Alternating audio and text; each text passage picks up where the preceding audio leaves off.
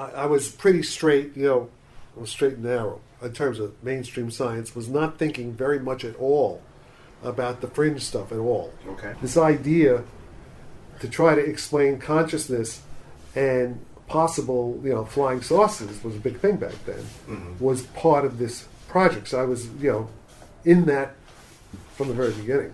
I mean, I wrote this little thing about what I thought was very, very positive. So that, judging from what I see, Uri's able to bend metal and this kind of positive stuff. And as a result of that, immediately, powerful enemies, in the academic establishment. This is very bad for your academic career. Politically, it'd be hard for you to get a job and stuff like that because it came out in favor of the paranormal. I became kind of a black sheep in terms of the respectable scientific community. Are you the only one? No, not the only one. Brian Josephson. No, but Josephson basically has been ostracized at his own Cambridge. Even though Josephson is a Nobel Prize physicist, a fellow of the Royal Society, he's been a guest of the Queen Elizabeth many times. He has basically been marginalized at Cambridge.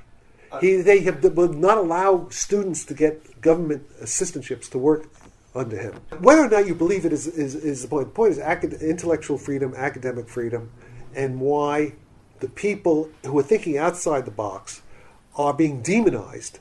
I've been demonized as a wacko, as a kook. They were afraid that if Sarfatti, Joseph, and Pete were at this meeting, that some of the younger students would not be able to get jobs in academia. That's the same argument that Valdir Rodriguez in Unicamp said he was pressured with, that some of his students would not be able to get jobs. Okay? This is dirty tricks. Most of the young physicists today are fear-driven because there are no jobs. Even though, the economy's shrinking, well, it's also true in the universities. So there's a tremendous fear of not getting a job in physics. So it's like you have rats in a cage where there's not enough space to go around. They're very competitive money. They don't get paid much in academia anyway. The budgets are shrinking. People are getting desperate. What you're seeing with Tal and Valentin is just desperate fear of them being, driving a cab. But even if the science turns out to be wrong, that's the scientific... What about, as you say, string theory? String theory, there's much more evidence for the paranormal and UFOs than there is for string theory, and yet string theory dominates the physics departments right now. The Chinese culture takes the paranormal as... you see a Chinese movie, martial arts, that's all, the qi and all this kind of... That's part of their culture. They accept that as a reality. So do the South Americans. So the cultural thing, it's just kind of like this narrow kind of Western sort of thing. And the ones who are being demonized here in China, they're actively working on it. And so are the Russians. And so are the Iranians. Kind of mass insanity, mass intolerance, and a kind of fascist, view of things. And it's invaded science itself. We may not even, God knows what's going to happen. We may not survive.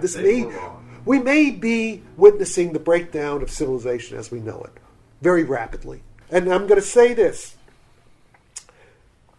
By demonizing me and Josephson, they are making it easier for, the Chinese to get ahead of us. And there you may be closer to what's happening.